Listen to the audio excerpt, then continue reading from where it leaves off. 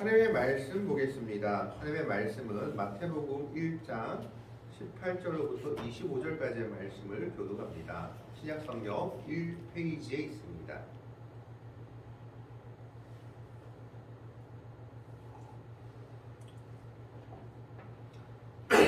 신약성경 1페이지에 있는 마태복음 1장 18절부터 25절까지의 말씀 교독하겠습니다. 18절의 말씀을 제가 먼저 봉독해 올립니다. 예수 그리스도의 나심은 이러하니라. 그의 어머니 마리아가 요셉과 약혼하고 동거하기 전에 성령으로 잉태된 것이 나타났더니 그의 남편 요셉은 여러 사람이라 그를 드러내지 아니하고 가만히 끌고자 하여 이 일을 생각할 때에 주의 사자가 형몽하여 이르되 다윗의 자손 요셉아 내 아내 마리아 데려오기를 무서워하지 말라. 그에게 잉태된 자는 성령으로 된 것이라. 아들을 낳으니 이름을 예수라 하라. 하나님은 그들의 죄에서 구원할 자이심이라 하니라. 이 모든 일이 된 것은 주께서 선지자로 하신 말씀을 이루려 하심이니 이르시되 보라 처녀가 잉태하여 아들을 낳을 것이요 그의 이름은 임마누엘이라 하리라 하셨으니 이를 번역한즉 하나님이 우리와 함께 계시다 함이라. 두 절의 말씀을 같이 읽습니다. 요셉이 잠에서 깨어 일어나 주의 사자의 본부대로 행하여 그의 아내를 데려왔으나 아들을 낳기까지 동침하지 아니하더니 다음에 이름을 예수라 하니라. 아멘. 오늘 본문 말씀은 예수님의 탄생에 관한 이야기입니다. 성경에 보면 예수님의 탄생에 관해서 이야기한 성경이 두 군데가 있는데 첫 번째가 마태복음이고 두 번째가 누가복음입니다. 그런데 그 중에서 오늘 본문 말씀은 바로 예수님이 어떻게 마리아에게 잉태되고 탄생했는지를 말하고 있는 부분입니다. 18절의 말씀에 보면 예수 그리스도의 나심은 이러하니라 라고 말하고 있습니다. 예수님이 어떻게 이 땅에 오셨는지를 말하고 있는 본문이다라는 겁니다. 그리고 그 뒤에 그의 어머니 마리아가 요셉과 약혼하고 동거하기 전에 성령으로 잉태된 것이 나타났더니 이게 무슨 말이냐 하면 유대인들의 결혼 관습은 지금 우리랑은 많이 달랐다고 합니다. 결혼하기 6개월 전이나 1년 전에 약혼식을 가지고 약혼 기간 동안 서로를 알아가다가 결혼하기 한 달 전 정도 결혼이 임박해서 함께 사는 기간을 가졌다고 합니다.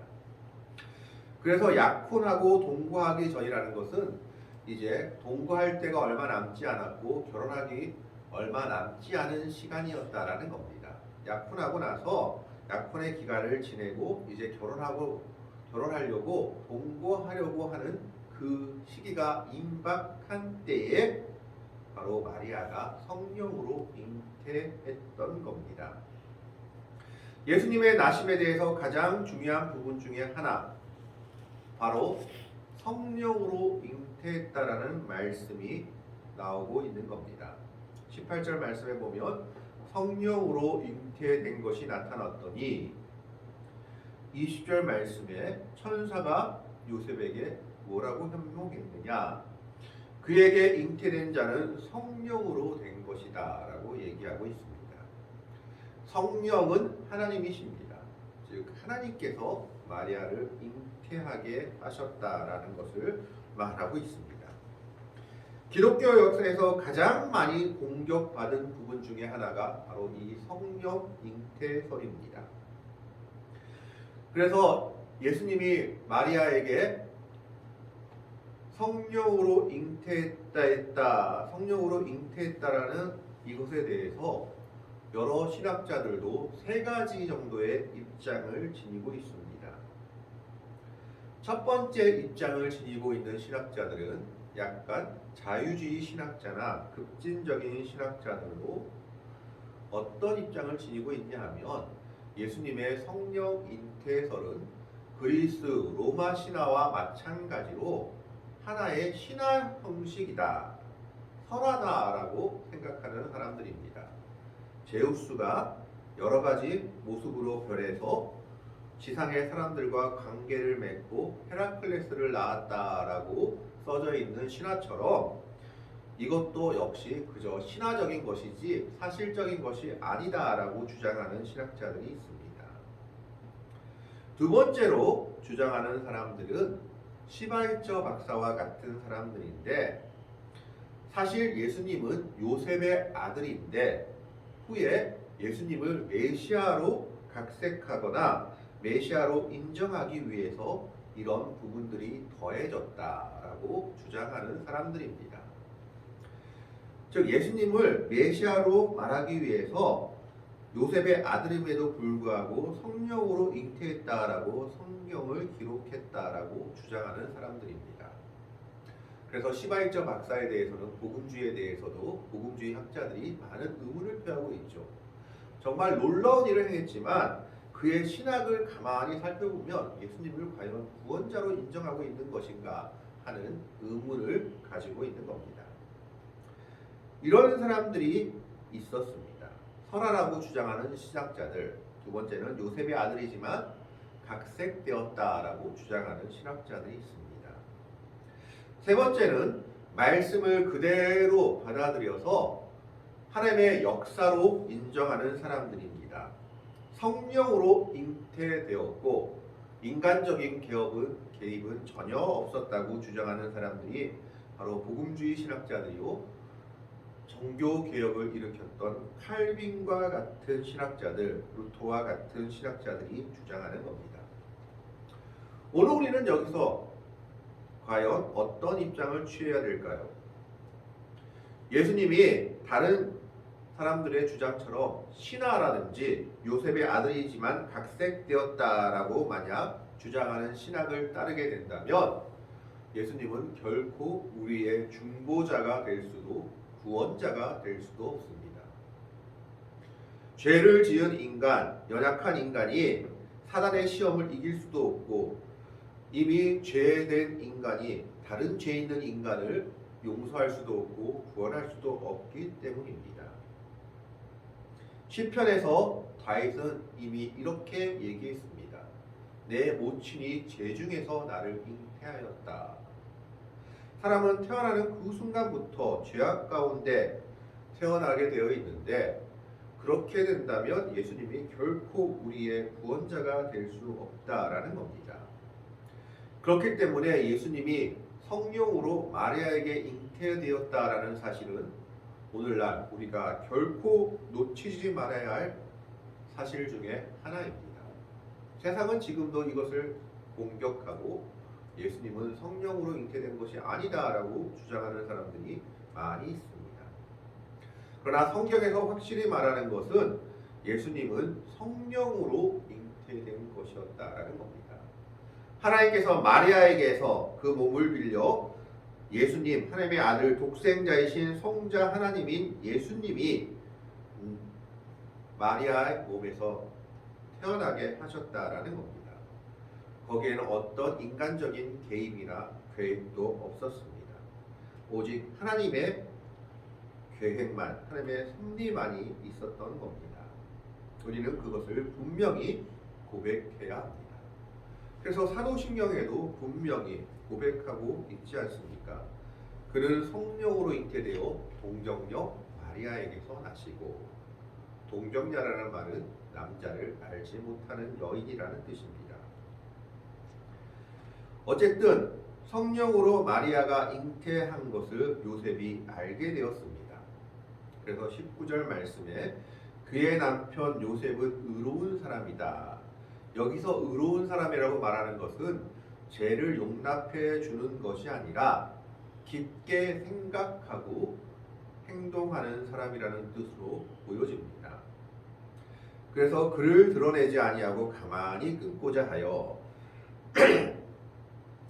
이 일이 어떻게 된 것인지 모르기 때문에 요셉은 이 일을 세상 사람들에게 알리지 않고 파혼하기로 결심했던 겁니다. 만약 이 일이 세상 사람들에게 알려지게 되면 마리아는 가늠한 여인이 되어서 돌에 맞아 죽을 수밖에 없었던 겁니다. 요셉은 그 사실을 알고도 마리아가 어떻게 된 일인지 자기가 전혀 알 수 없었기 때문에 그저 조용히 파혼으로 이 일을 끝내고자 했던 겁니다. 그런데 하나님께서 이 일을 생각할 때 요셉에게 천사를 보내 현명하십니다. 20절 말씀에 보면 이 일을 생각할 때에 주의 사자가 현몽하여 이르되 다윗의 자손 요셉아라고 얘기합니다. 왜 요셉을 보고 누구의 아들이다라고 말하지 않고 다윗의 자손 요셉이라고 천사가 말했을까요? 그것은 바로 지금 마리아가 잉태한 것은 구약의 선지자들이 계속해서 예언해왔던 예언의 성취라는 것을 말하고 있는 겁니다. 구약의 모든 선지자들은 메시아가 다윗 왕가를 통해서 나올 것이다 라고 예언했습니다. 그리고 요셉은 바로 그 다윗의 후손이었습니다. 그렇기 때문에 요셉을 향하여 다윗의 자손 요셉이라고 말하며 이것은 하나님의 계획 속에 있는 일이다 라는 것을 말하고 있는 겁니다. 그러면서 내 아내 마리아 데려오기를 무서워하지 말라. 그에게 잉태된 자는 성령으로 된 것이라 라고 얘기합니다. 사람의 개입이나 다른 사람과의 관계가 아니라 하나님께서 하나님의 놀라운 능력으로 성령으로 예수님을 마리아에게 잉태하게 하셨다라는 겁니다. 그러면서 천사는 태어날 아기의 이름에 대해서 말하고 있습니다. 두 가지 이름을 이야기합니다. 첫 번째는 21절에 나오는 말씀입니다. 아들을 낳으리니 이름을 예수라 하라. 이는 그가 자기 백성을 그들의 죄에서 구원할 자의심이라 하니라.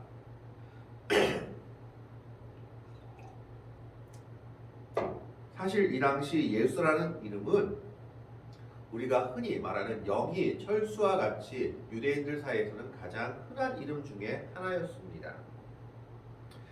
이 예수라는 이름은 헬라식 발음이고 원래는 여호수아라는 이름입니다. 구약에서 모세의 뒤를 이었던 여호수아가 바로 히브리식 이름이다라고 한다면 아람식으로 발음하면 호세아가 됩니다. 그래서 여호수아, 호세아, 예수는 다 같은 이름이고 다 같은 의미를 가지고 있습니다. 그 의미는 무슨 뜻이냐 하면 여호수아는 야훼는 구원자, 하나님은 구원자라는 뜻을 가지고 있습니다. 이걸 조금 더 풀어서 설명한다면 하나님은 나의 구원이시다라는 뜻을 가지고 있는 것이 바로 예수, 여호수아, 호세아라는 이름의 뜻입니다. 여호수아가 히브리식 이름이라면 호세아는 아람식 발음이고 똑같은 뜻이지만 예수는 그 당시 지배하고 있던 로마를 따른 헬라식 이름입니다. 그래서 그 이름의 뜻은 여호와는 구원자이시다. 하나님은 나의 구원이시다. 라는 것을 말하고 있습니다. 그래서 한마디로 말하자면 성령으로 잉태되어 마리아에게 태어나실 예수는 구원자로 오신다라는 겁니다. 21절 말씀에 보면 21절 말씀을 한번 같이 보겠습니다. 아들을 낳으리니 이름을 예수라 하라. 이는 그가 자기 백성을 그들의 죄에서 구원할 자의심이라 하니라. 여기서 분명하게 얘기하고 있는 것이 예수님이 구원할 백성은 자기 백성이다라고 얘기합니다. 예수님이 구원할 백성은 자기 백성이다라고 얘기하고 있는 겁니다. 이것을 신학적으로 조금 들어가자면 칼빈주의에서 얘기하는 제한적 속죄론을 말하고 있는 겁니다. 즉 예수님의 십자가의 보혈의 능력은 어디까지 미칠 수 있나라는 겁니다. 예수님의 십자가의 보혈의 능력은 자기를 믿는 자들에게 구원을 이루게 하신다라는 겁니다. 믿지 않는 자에게까지 구원을 줄 수는 없는 겁니다. 그래서 이것을 제한적 속죄론이다라고 얘기합니다. 오늘 본문 말씀에서도 분명히 그것을 말하고 있습니다. 천사는 예수님이 백성들을 죄에서 구원하시기 위해 오셨는데 아무 백성이 아니라 자기 백성을 죄에서 구원하시기 위해서 오셨다라고 얘기합니다. 그 자기 백성이라는 것은 예수님을 믿고 따르는 자들, 예수님의 십자가의 보혈을 의지하는 자들을 이야기하고 있는 겁니다. 이 예수는 구약에서 여호수아라는 이름과 똑같다라고 했습니다. 여호수아라는 이름은 어떤 이름입니까?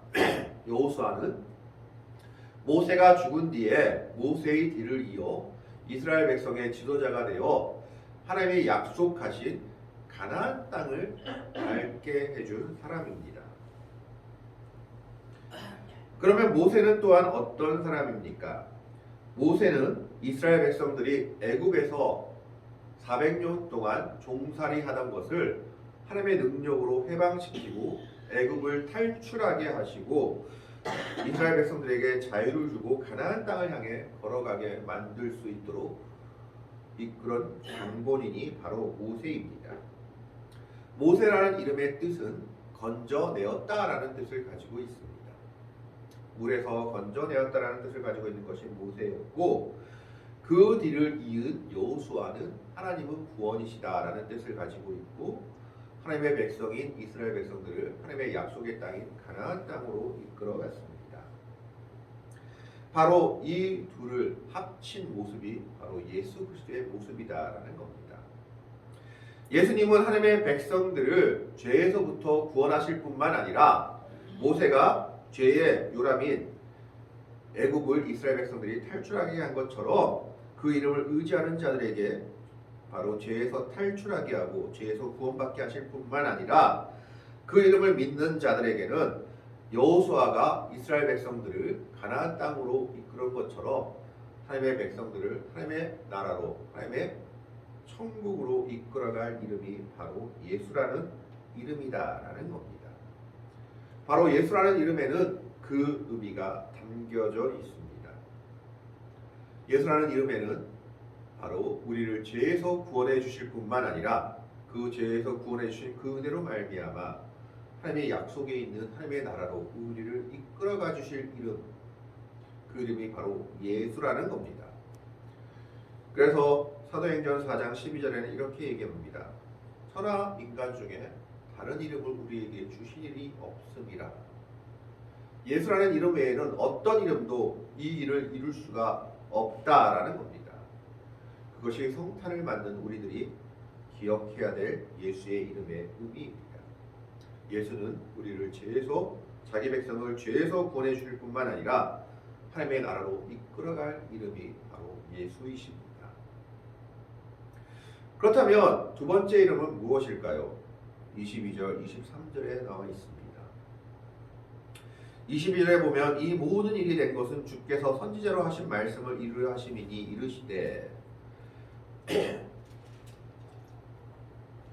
이 일이 아무 계획 없이 이루어진 것이 아니라 하나님의 약속과 계획과 섭리 속에서 이루어진 일이다라는 겁니다. 하나님께서는 선지자들을 통해서 메시아 탄생을 계속해서 예언했습니다. 창세기 3장 15절부터 시작된 예언입니다. 그러면서 예수님의 다른 이름에 대해서 23절에 말하고 있는데 보라 처녀가 잉태하여 아들을 낳을 것이요 그의 이름을 임마누엘이라 하리라 하셨으니 이를 번역한즉 하나님이 우리와 함께 하시다 함이라. 엘은 하나님이란 뜻입니다.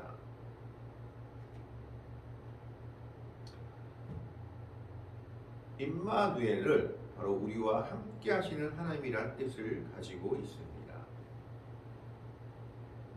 이것은 이사야 7장 14절에 나오는 이사야의 예언인데 이사야는 이것을 이 당시 아하스 왕에게 예언했습니다. 아하스 왕은 이 당시 어떤 상황이었냐 하면 반아수르 동맹에 서지 않았다는 이유로 해서 아람과 북이스라엘이 동맹을 맺고 남유다 땅을 침공하였습니다. 이때 이사야가 아하스 왕에게 하나님께 징조를 구하라. 하나님이 도와주실 것이다 라고 말했지만 아하스는 하나님을 시험하지 않겠다라고 말하면서 징조를 구하지 않습니다. 그것은 아하스가 믿음이 좋아서가 아니라 하나님을 믿지 못했기 때문에 그랬던 겁니다. 그래서 이사야 선지자는 아하스 왕의 믿음 없음을 책망하면서 징조를 이야기하며 그 후에 이 예언을 이야기합니다. 하나님이 하나의 징조를 보여주실 것인데 처녀가 잉태하여 아들을 낳을 것이요 그의 이름이 임마누엘이라 하리라. 가장 힘들고 어려울 때 하나님은 하나님의 백성들을 버리지 않으시고 하나님의 백성들과 함께 하신다라는 약속입니다.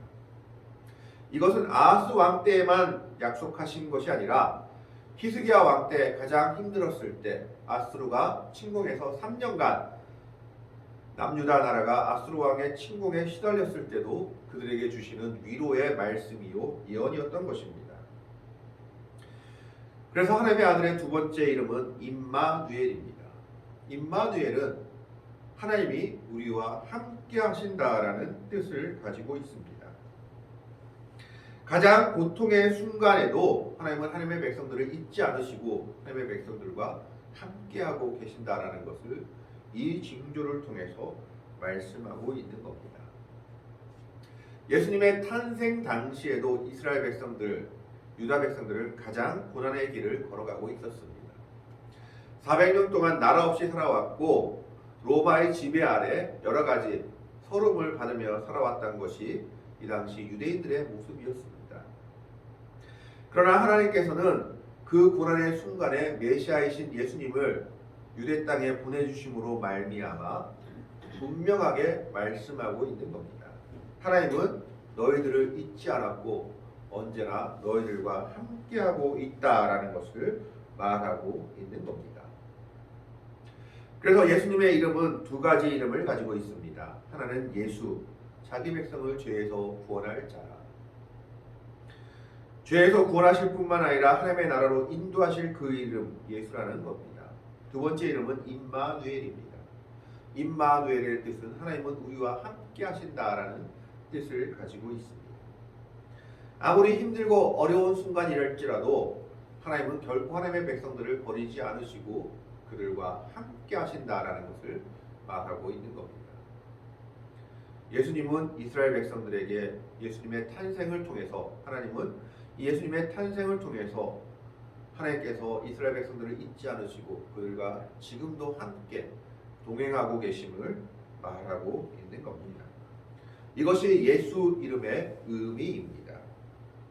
이 천사의 예언을 들은 요셉은 잠에서 깨자마자 천사의 예언대로 마리아를 데려오기를 주저하지 않고 그와 함께 동거하며 결혼까지 이르게 됩니다. 그리고 그는 끝까지 순종하는 모습을 보여줍니다. 25절의 말씀에 보면 아들을 낳기까지 동침하지 아니하더니 낳음에 이름을 예수라 하니라. 천사가 전해준 그 이름 그대로 성령으로 잉태돼서 마리아를 통해서 낳은 그 아이에게 예수라는 이름을 붙여주고 이때부터 예수님의 역사가 시작되고 있습니다. 오늘 우리는 예수님의 이름에 대해서 생각해 보았습니다. 예수님은 오늘 본문에서 두 가지 이름을 말하고 있습니다. 자기 백성을 죄에서 구원할 자인 예수라는 이름, 그리고 하나님이 우리와 함께 하신다는 증거를 가지고 있는 임마누엘이라는 이름을 가지고 있습니다.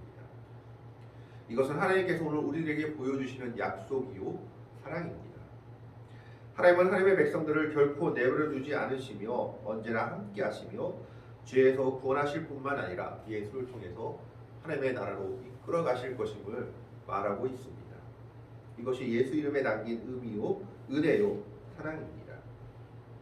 이 대림절 기간을 통해서 예수 그리스도께서 이 땅에 오신 의미를 다시 한번 생각하며 예수라는 이름, 임마누엘이라는 이 이름의 의미를 통해서 하나님의 사랑을 다시 한번 깨달으며 그 사랑에 감사하며 그 은혜 가운데 살아갈 수 있는 복되고 아름다운 성도들이 되시기를 주님의 이름으로 간절히 축원합니다. 기도하겠습니다.